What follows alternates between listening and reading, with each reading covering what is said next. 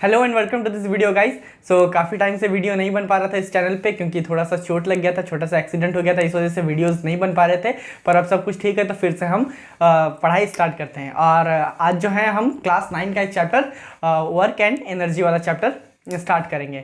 So guys इस वाले playlist के बारे में थोड़ा समझ लेते हैं। आपसे जो वीडियोस आएंगे वो एक ही बार में पूरा चैप्टर कवर नहीं होगा, ये 10 या 12 मिनट करके कुछ कुछ पार्ट्स में वीडियोस बनेंगे और उससे 3-4 वीडियोस मिलाकर एक प्लेलिस्ट बनेगा जिस पर कि पूरा चैप्टर कवर हो जाएगा। इसमें हम हिंदी इंग्लिश दोनों लैंग्वेज में करेंगे। आपको नोट्स भी मिलेगा हर चैप्टर का लास्ट में, और साथ ही साथ आपको जो भी डाउट होगा आप पर्सनली भी मुझे पूछ सकते हैं व्हाट्सएप नंबर पर जो मेरे डिस्क्रिप्शन पर दिया हुआ है, और अगर आप चाहें तो कॉमेंट बॉक्स में भी अपना डाउट रख सकते हैं। सो गाइज आज का वीडियो स्टार्ट करते हैं।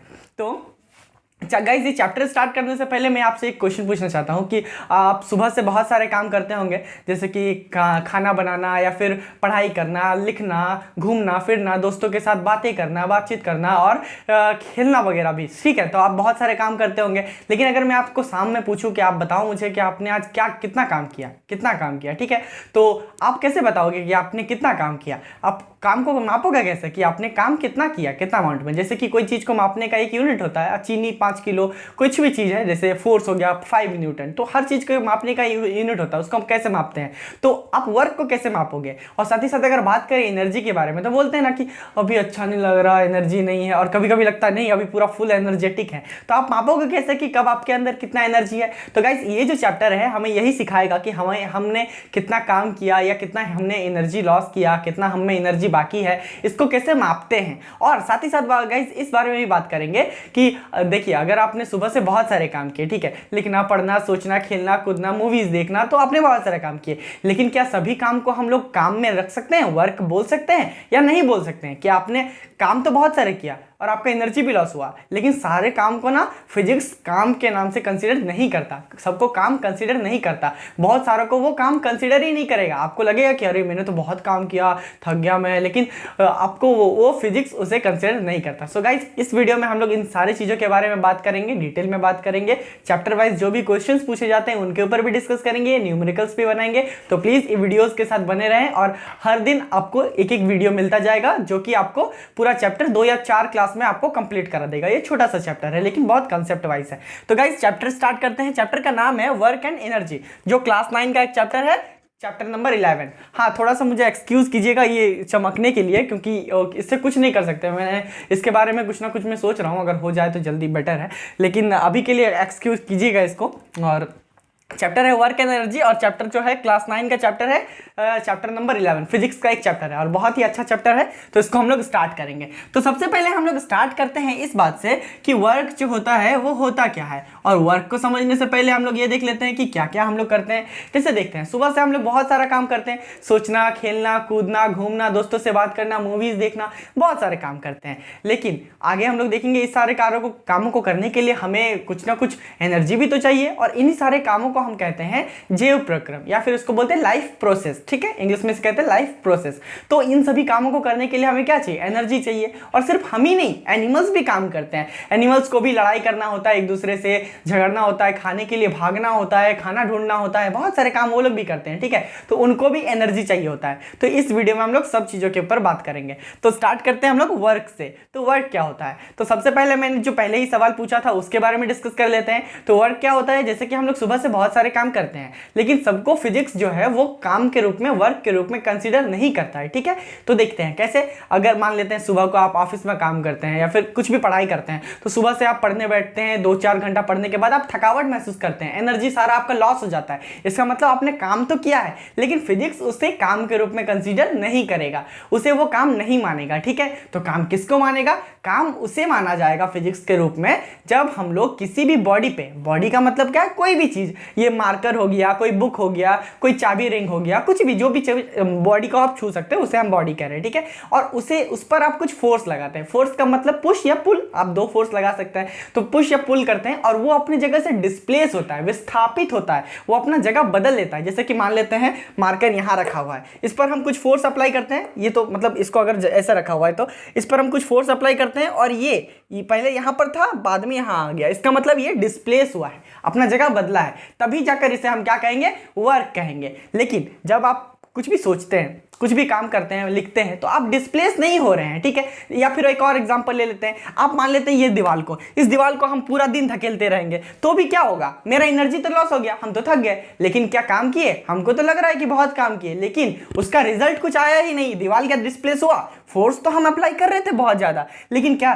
दीवार डिस्प्लेस हुआ, दीवार तो वहीं का वहीं है, इसका मतलब कि वर्क नहीं हुआ। वर्क होने के लिए दो चीजों का होना बहुत जरूरी है। पहला होता है जिसे हम कहते हैं फोर्स, या फिर हिंदी में कहते हैं इसे बल, और दूसरा होता है डिस्प्लेसमेंट, जिसे जिसे हम कहते हैं हिंदी में विस्थापन, ठीक है। ये दोनों चीज होना बहुत जरूरी है। अगर इन दोनों में से कोई भी एक चीज नहीं है, आई होप कि आपको फोर्स और डिस्प्लेसमेंट क्लियर हो। फोर्स जब हम किसी बॉडी पर पुश या पुल करते हैं उसको फोर्स कहते हैं, और डिस्प्लेसमेंट मतलब बॉडी जब टाइम के साथ अपना पोजीशन चेंज कर लेता है तो उसे हम कहते हैं डिस्प्लेसमेंट, जो स्मॉलेस्ट डिस्टेंस होता है। तो ये दोनों होते हैं तभी जाकर हम उसे कहते हैं वर्क। और अगर हम इस दीवार को धकेलते रहेंगे तो फोर्स तो अप्लाई हो रहा है लेकिन डिस्प्लेसमेंट नहीं हो रहा है, और ये इन दोनों में से कोई भी नहीं हुआ, इसका मतलब वर्क नहीं हुआ। आप काम तो किए, एनर्जी लॉस हुआ, लेकिन वर्क नहीं हुआ। तो इस चैप्टर में हम लोग यही समझेंगे। और एक एग्जांपल आपको अगर दिया जाए तो हम लोग और एक एग्जांपल ये कंसीडर कर सकते हैं कि मान लेते हैं आपको कोई एक भारी सा सामान, बाल्टी, कुछ बकेट आपको दे दिया गया सर पे रख के और बोला गया कि खड़े रहिए 2 घंटे। काफ़ी भारी था बकेट, तो थोड़े दिनों के बाद आप धीरे धीरे थकने लगेंगे, थकते आप बहुत ज़्यादा थक जाएंगे, लेकिन आपको लगेगा कि हम तो बहुत काम किए। लेकिन क्या आप उस चीज़ को डिस्प्लेस कर रहे थे? नहीं, आप फोर्स तो अप्लाई कर रहे थे, लेकिन वो अपने जगह से चेंज नहीं हो रहा था। तो फोर्स तो अप्लाई हो रहा था लेकिन डिस्प्लेसमेंट नहीं हो रहा था, तो इसी वजह से हम कहेंगे ये भी वर्क नहीं होगा। तो आई होप कि आपको वर्क का डेफिनेशन क्लियर है। वर्क क्या होगा, जब हम किसी बॉडी पर फोर्स अप्लाई करेंगे और वो बॉडी डिस्प्लेस होगा, वो बॉडी अपना पोजीशन चेंज करेगा, तो उसे हम कहेंगे वर्क होना, ठीक है। आगे हम लोग वर्क के बारे में डिटेल में पढ़ेंगे। सो गाइस, आज के वीडियो में हम लोग सिर्फ और सिर्फ वर्क के बारे में डिस्कस करेंगे, ठीक है। तो वर्क क्या होता है, अभी हमने बात किया कि वर्क वो होता है जब हम लोग किसी भी एक बॉडी पे, मान लेते हैं यहाँ पर कोई एक बॉडी रखा हुआ है, ठीक है। बॉडी मतलब कोई भी ब्लॉक हो सकता है, ठीक है। ये मान लेते हैं कि कुछ वेट है इसका 5 kg वेट है, ठीक है। अब क्या है कि कोई हम या फिर कोई भी आप में से कोई इंसान इस पर क्या है कि फोर्स अप्लाई करता है, और फोर्स अप्लाई करते हुए मान लेते हैं कि 5 न्यूटन फोर्स अप्लाई कर रहा है, और 5 न्यूटन फोर्स अप्लाई करने से क्या है, ये यहाँ पर पहले था और इसके बाद ये कहाँ आ जाता है, यहाँ आ जाता है, ठीक है। यहाँ आता है, मतलब कि मान लेते हैं कि 5 मीटर का डिस्प्लेसमेंट हुआ। तो इस प्रोसेस को हम लोग बोलेंगे वर्क होना, क्योंकि इसमें फोर्स भी अप्लाई हो रहा है और डिस्प्लेसमेंट भी हो रहा है, तब हम इसे कहेंगे वर्क अप्लाई होना। तो वर्क को हम लोग कैसे डिफाइन कर सकते हैं, तो when we apply force on any body or any object and the body or the object displaces from its position, then it's called work, ठीक है। तो वर्क को हम लोग कैसे बोल सकते हैं, फोर्स इंटू डिस्प्लेसमेंट। क्या बोलते हैं इसको, force into displacement. Very easy है, ठीक है। अब फोर्स को F लिखते हैं और डिस्प्लेसमेंट को S लिखते हैं। तो अगर वर्क का फॉर्मूला पूछे कोई तो क्या होता है, F इंटू S। ये सिंपल सा फॉर्मूला होता है वर्क को फाइंड करने का। तो अगर हम पहला क्वेश्चन पे आए, जो वीडियो स्टार्ट करने का टाइम पे जो क्वेश्चन पूछा था मैंने कि अगर आपको वर्क मापने को कहा जाए तो वर्क कैसे मापेंगे, फोर्स एंड डिस्प्लेसमेंट को मल्टीप्लाई कर देंगे तो आ जाएगा आपका टोटल वर्क डन, ठीक है। अब हम लोग पढ़ते हैं वर्क के टाइप्स के बारे में, ठीक है। सो गाइस, जैसे कि आपने फॉर्मूला पता कर लिया है, समझ गया है, तो फॉर्मूला क्या होता है, work is equals to force into displacement. इन दोनों का होना बहुत जरूरी है, इन दोनों का जो मल्टीप्लिकेशन होता है वही होता है हम लोग का वर्क डन, ठीक है। Very easy. अब हम लोग बात कर लेते हैं इसका जो टाइप्स है, उससे पहले थोड़ा सा इसके ऐसा यूनिट के बारे में बात कर लेते हैं। पहले यूनिट देख लीजिए, इसका यूनिट क्या होगा, फोर्स का ऐसा यूनिट क्या होता है, न्यूटन, और डिस्प्लेसमेंट का क्या होता है, मीटर। तो इसको हम बोल सकते हैं न्यूटन मीटर, ठीक है, न्यूटन मीटर। ये हो जाएगा हम लोग का यूनिट, या फिर बोल सकते हैं इसको। लेकिन ऐसा यूनिट जो होता है ना, वो वर्क का होता है जूल। जूल, इसको जे से हम लोग डिनोट करते हैं, सिंपल सा, मतलब साइंटिफिकली यूज करने के लिए जे से डिनोट कर लेते हैं, ठीक है। अब इसका हम लोग टाइप्स जान लेते हैं। जो वर्क होता है ना, वर्क जो होता है वो 2 टाइप का होता है। एक जो होता है उसका हम कहते हैं पॉजिटिव, और एक होता है नेगेटिव। अब आप सोचोगे कि ये वर्क भी क्या पॉजिटिव नेगेटिव, ये कैसे हो सकता है, वर्क तो वर्क है, जब हम काम कर रहे हैं डिस्प्लेस हो रहा तो वर्क हो गया। तो इसमें पॉजिटिव और नेगेटिव क्या होता है, तो गाइस हम लोग इसी के बारे में बात कर लेते हैं, ठीक है। तो 2 एग्जांपल लेते हैं तो आपको ये क्लियर हो जाएगा, ठीक है। जैसे कि ये सोचिए, ये मान लीजिए कोई एक पहाड़ है, ठीक है, ये कोई एक पहाड़ है, सिंपल सा। अच्छा, इसको मिटा लेते हैं पहले थोड़ा सा, यहाँ पर आप समझ सकते हैं। जैसे कि ये मान लीजिए कोई माउंटेन या पहाड़ है, और यहाँ पर कोई एक चट्टान रखा हुआ है, ठीक है, कोई एक रॉक का यहाँ पर प्लेट रखा हुआ है, और आप यहाँ पर खड़े हैं, ठीक है। आप यहाँ पर खड़े हैं और आप क्या करते हैं, इस पर पुश करते हैं, इसको धकेलते हैं नीचे, जिसको धकेलते हैं इस डायरेक्शन में, नीचे की डायरेक्शन में, और ये बॉडी जो है आपके धकेलने से नीचे डिस्प्लेस भी हो रहा है। तो यहाँ पर क्या हो रहा है, फोर्स भी जिस डायरेक्शन में फोर्स अप्लाई कर रहे हैं उसी डायरेक्शन में डिस्प्लेसमेंट हो रहा है, ठीक है। तो यहाँ पर क्या है, वर्क जो हो गया एफ भी पॉजिटिव डायरेक्शन में है और डिस्प्लेसमेंट भी उसी डायरेक्शन में है, तो इसको हम लोग इसी टाइप से लिखेंगे और यही होता है हम लोग का positive type of work. Simple है। अब हम लोग इसके नेगेटिव टाइप के बारे में बात करते हैं। सेम एग्जांपल ले लेते हैं। यहाँ पर हम क्या करते हैं, जो फोर्स है ना वो पहले हम लोग क्या कर रहे थे, धकेल रहे थे, लेकिन अब धकेलते नहीं है, अब छोटा भीम आ गया है वहां पर, ठीक है। छोटा भीम को लड्डू खिला दिया, अब वो क्या करेगा, इसको पुल कर रहा है। मान लेते हैं कि यहाँ पर मान लेते हैं उसके कुछ फ्रेंड्स खड़े हैं यहाँ पर जिनको बचाना है इस चट्टान से, तो वो क्या करेगा, इसको खींचता है, बहुत जोर से खींचता है, लेकिन ये इतना भी ताकतवर नहीं है कि इस चट्टान को खींच के रोक सके। तो ये क्या है, ये धीरे धीरे डिस्प्लेस हो रहा है नीचे की ओर, धीरे धीरे, लेकिन